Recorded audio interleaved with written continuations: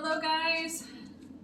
Sorry we're not on campus, but I'm going to do the best I can to muddle through this chapter for you, a little bit at least, until Mr. Kelly can get back with you guys. So we're looking at chapter 18 for you barbers. This chapter is going to talk about hair coloring and lightening. There may not be a high demand where you're at for hair coloring and lightening, but it is important to know, and some of you may go into areas where it is more popular. So this will be important for you guys to learn, whether you use it later or not, but it's great to have an understanding of it. So it says, introduction on page 642, men and women have altered the hair color for thousands of years. Early culture considered colors to be symbols of power and mysticism. The belief led to body painting and hair coloring from vegetable and mineral dyes, as evidenced by chemicals and tools found in Egyptian tombs. In the 1880s, American men had their beards and mustaches dyed in barbershops with coloring products that left the hair with strange iridescent tones of purple hues. These early formulations were made of silver nitrate, gold chloride, gum, and distilled water. So that's going to be your first code word that you'll email me will be distilled water, so we know that you watched the whole video. Since the first synthetic dyes were developed in 1883, our color technology and hair coloring processes have steadily improved and safety. So hair coloring is the changing of the color, and hair lightening is the partial or total removal of natural pigment or artificial color from the hair. Today's barbershops, many clients expect barbers to be skilled at performing hair color and lightening services. Recently, there has been an increasing demand in beard and mustache coloring as a barber, and you may need to be able to perform these services with knowledge and skill. Another thing that's come back, and we'll get into that when we get into chemical services, is perms for men. So that's becoming more and more common. Hair coloring and lightening. It says you should study and have a thorough knowledge and understanding of it because hair coloring and lightening services offer barbers an opportunity for building a reliable, lucrative clientele. So it gives you more versatility. The more knowledge and skill you have, the more services you can offer to your clients. Knowing when to suggest a hair color service will help build loyalty with your clients and confidence in your barbering skills. That would go along with kind of reading your client, reading into whether they seem to be bothered by maybe some natural gray that's coming through, or if they've been out at the lake or the beach all summer and they have some lighter pieces and they don't really want their hair to look like that. You want to color over it, get them back to their natural tone. Sorry. I have a kid and a dog here with me, so bear with me, please. Okay. Hair coloring is a chemical services, and chemicals may cause damage and harm to the client and yourself if not used properly. To avoid these situations, it's important that you understand how to use these chemicals safely on clients. So whenever you're doing a chemical service, you want to make sure you're using a chemical cape. A lot of times I will rob the plastic from a perm package to wrap around their collar so that it keeps their collar dry and keeps color or perm or anything like that from getting on to their shirt, even though I've used a chemical cape. And then I will wrap a towel inside of their collar around that plastic so the plastic's not touching their skin, and it gives them an added layer of protection as well. So that's one safety protocol that will be important for you. Another thing is making sure whenever you're using color and lightener that you're always wearing gloves. As stylists, sometimes we tend to get in a hurry or it's hard to feel the hair, so we don't always use gloves when we should. When you're applying the color, you want to make sure you're wearing gloves, especially when you're applying lightener. The color will stain your fingers, and that was always a hard thing whenever I would do vivids. I would have purple nails for a few days, and that's just from rinsing. So with the vivids, it's actually more beneficial to rinse with gloves on so that you don't stain your fingernails, but the lightener will eventually erode your fingerprints off as well. So I've had to be fingerprinted to teach at different schools and work in different places, and they usually have to send me to a couple different places to be fingerprinted because working with hair kind of erodes away at our fingerprints as well as using those products. So be careful, wear your gloves, because just know that your body is absorbing those chemicals as well, so it's important to wear your gloves. So we're going to talk about structures of the structure of the hair. We're going to talk about elasticity. Elasticity is important because it's an indication of the strength of the cortex. So let's talk about the cortex, the medulla. Let's talk about the hair in and of itself. So we'll have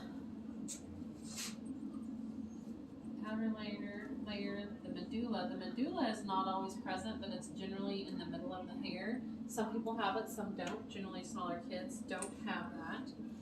And then we've got this area in here, which is the cortex. And I'm sorry, it's a mirror image.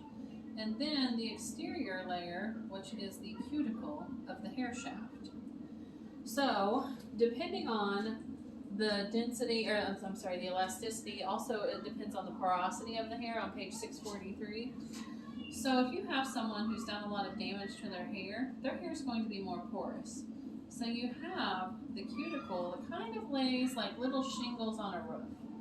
And if they are raised up like this, that hair is very porous. It absorbs a lot of water because it can penetrate in, and my drawing's not that great, so bear with me. But the water molecules, as well as color molecules, penetrate in to the hair shaft relatively easily. But on that note, they also fall out relatively easily if you have super porous hair. Now, you can also have a medium porosity, which is generally ideal. So in a medium porosity, the cuticle is going to lay a little bit tighter, like these little shingles.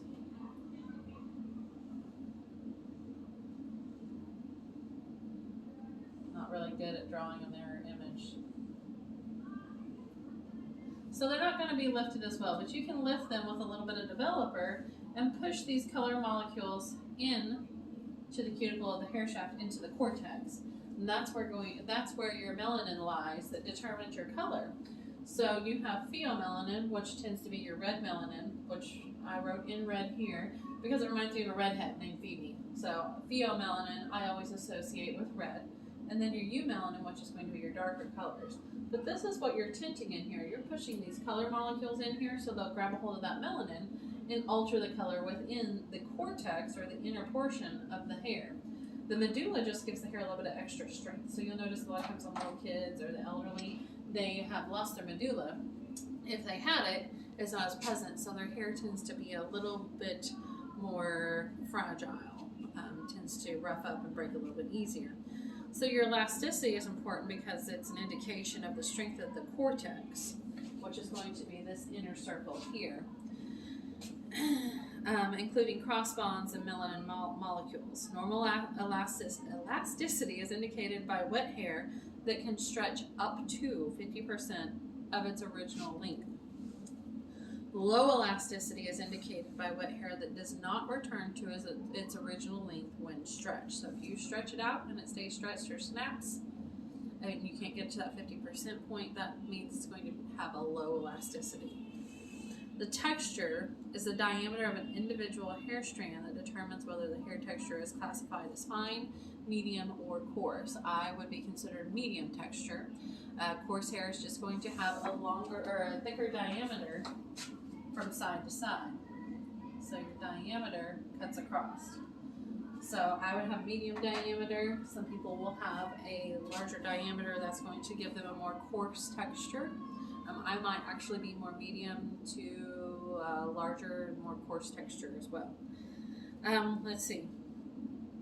So we have fine, medium, and coarse. Melanin is distributed differently within different textures. So if they tend to have fine hair, their melanin is going to be more compact within inside the cuticle of the hair shaft or in that cortex area. So their color is going to grab faster. If they tend to have more of a medium texture or a larger diameter of hair, coarse texture, their melanin is going to be spread out a little further in there, so they'll take longer to process. The density refers to the number of hairs in a square inch of the scalp. So that's your second code word. Hopefully I gave you your first code word. Your second code word is going to be density.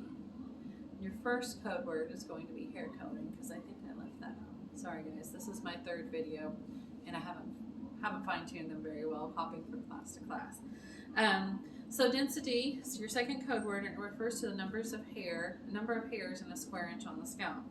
It ranges from thick to thin and determines the subsection size to use to assure proper coverage of hair color and lightener. So if someone has a thinner density of their hair, you're not going to use quite as much color as you would on someone who has thick hair and has more hairs per square inch. You'll notice a lot of our mannequin heads, they're going to be thinner density, so we won't use as much color on them. But your hair density is going to vary from person to person as to how much hair color you would use on each individual. Now, porosity. Porosity comes up a lot. It's the hair's ability to absorb moisture. So we were talking about the cuticles in the hair shaft and how they lay like shingles. Well, more porous hair, that cuticle is going to be blown wide open. So those color molecules and anything you push in there is going to go in easily. But it's also going to fall out easily as well. So if they have a medium porosity, you can lift that a little bit, push that color in, and it'll usually calm back down. If they have very porous hair, you're going to need to explain to them that the color is not going to stay as long.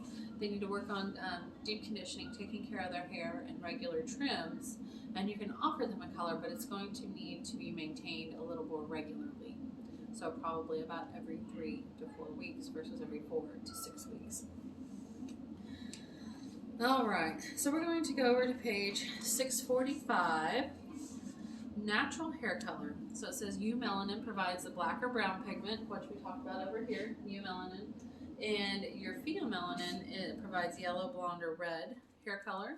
So I did that in red so I could remember. P is a redhead. That's the way I remember it. Let's see. Natural hair color range is produced by 2 types of melanin. That's the pheomelanin and the eumelanin. The 3 factors that determine hair colors look like are the thickness of the hair, the total number and size of pigment granules, the ratio of eumelanin to pheomelanin within the cortex of the layer. So I tend to pull warm. I guarantee you I have more pheomelanin within my cortex of my hair. Well, and we'll talk about warmth and cool too. Contributing pigment or undertone. This is the pigment that lies under the hair and the natural hair color. So mine would be a red undertone. The foundation of hair coloring is based on modifying this pigment with hair coloring products to create new colors. When lightening a client's natural hair color, the darker the natural level, the more intense the contributing pigment. So let's talk about that real quick, and then we'll go into the color wheel, and we'll stop right about there. So we're on page 645. So let's talk about levels of darkness. So levels of darkness range from a level 1, if I get this up here for you guys, level 1, which is going to be your darkest color, to a level 10, which is going to be your lightest color. A lot of color lines will claim they have an 11 or 12, but for our purposes, we go from a 1 to a 10. And this is where we're going to change tones, because if you notice also, the underlying pigment, just going to get this a little closer, in a level 1 black is black. We go up to 2, darkest brown, 3, 4, and 5 are still brown underlying pigments. Once you get to about a 6 or a 7, it says medium blonde or dark blonde. There actually tends to be a lot of red as an underlying pigment in a 6 and a 7. Then you're going to get more into your yellows. So there's going to be lightest blonde, very light blonde. Let me see if I can find the other diagram for this, because I actually have a little bit more detail on the underlying pigment for you all. I think it was back page. We had a camera malfunction on the last video because somebody decided to run in here and take my camera out. But your underlying pigments, once you get up towards this level 6 and higher, you're going to start to see a lot of warm tones. You'll have people who want to remain more neutral, so you're going to be working at canceling out those tones. And that's where we're going to get into color theory and the color wheel. And I'm sorry, I've already been writing on this. So on the color wheel, our primary colors are red, yellow, and blue. So we have red, yellow, and blue. Those are the 3 purest colors that no other color can be made, or that no other color makes these colors. So you need these colors to get all the colors in this wheel. So your secondary colors are going to be a mixture of the 2 primaries. So if you mix red and yellow, you're going to get orange. If you mix yellow and blue, you'll get green. If you mix red and blue, you'll get violet, also known as purple. We tend to call it purple. And then if you go on a little bit further, after you mix these secondary colors to get orange, violet, and green from your primary colors, you're going to get what we call your tertiary colors, which are a mixture of a primary and a secondary. So you'll end up with a red-orange if you combine red and orange. Or you'll end up with a blue-violet if you combine blue and violet. And then this says olive. It's actually considered yellow-green, just their terminology. But you would end up with a yellow-green if you mix yellow and green. So if you have a client who pulls to a level 7 and they've got an underlying red pigment or maybe a red-orange that you're wanting to cancel out, to help cancel this out, you need to neutralize it. Well, if we combine all 3 of our primary colors, red, yellow, and blue, they create a neutral. So let's put this to the side.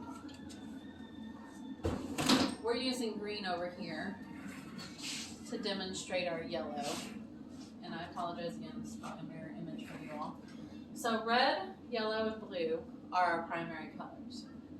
So if we combine all 3, we'll create a neutral by combining it. It turns to like a muddy gray or brown. So we'll use brown to represent our neutral. So there's our neutral. So if I have a client who comes in and she's a level 7 and she's got too much warmth in there, I want to cancel that out. I'm going to look at the color wheel and see what color is opposite of red on the color wheel. Well, another way that I can do that without memorizing the color wheel, because that's what I always had a hard time with, was memorizing the lovely color wheel. It's helpful for you to do that if you can, but for me, I need to break it down. So if I know red, yellow, and blue all together make a neutral. My client comes in, she's already got the red on her head, it's present. I need to neutralize that red. Sorry, my other assistant's in here. I need to neutralize that red. So I'm missing what 2 colors? I'm missing yellow and blue. These 2 colors right here. So I know that if I mix yellow and blue, I get green. Well, in color, we generally call green an ash. So green, yellow, and blue is ash, aka green. And we're going to play with this in class. It'll make a lot more sense to you all, but I definitely wanted to demonstrate it for you. So she's got red. We need to get her to neutral. We want to neutralize this red out. We're going to add yellow and blue, which creates a green, or an ash. So we might go in with a 7 ash or a 7 double ash. Each color line is different how they label it to cancel out the red undertones. If she came in and she was a little bit green, we would want to add some warmth to it. So with the green, we already have yellow and blue present. We know that yellow and blue make green. So if someone's been at the pool too much this summer, or they've done something, their hair has too much of an ash tone, we want to add a little bit of warmth in. With So Color and Color Sync, we have the mocha line. The mochas have a little bit of underlying red pigment. So knowing that line, I know that she's a 7, or maybe she's a 9. We'll say she's a 9 because that tends to show a little bit more ash. So say she or he comes in and they've got these green tones in their hair, and that could very well happen for a lot of your male clientele, especially going on vacation. They're out in the sun a lot. They come back from vacation and their hair's green, and they don't want green hair, and they don't want to shave their head.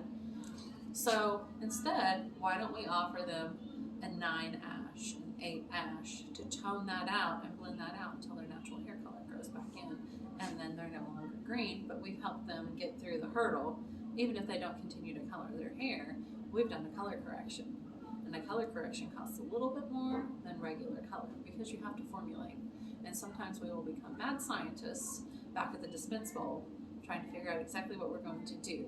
And never fail to ask your coworkers. Sometimes my coworkers would ask me for my opinion, and I would walk by and check out their hair and come back and tell them what I thought, or sometimes we would formulate together with the client, depending on how comfortable my coworker was with that. So your third code word is going to be formulate. We're going to go over the color wheel more in depth in class. I actually have some fun activities for you guys, but I do want you all to find things around your house and create your own color wheel and email me a picture of it. I also want you to I'm going to send some problem solving things to you all in reference to canceling out colors. So I will email that to you with this video. And make sure that you send me all of your words so we know that you watched the whole video. Until then, hopefully we will be back in class really soon, you guys. If not, we will continue things this way until we can safely get everyone on campus, but stay warm and stay safe. Bye, guys.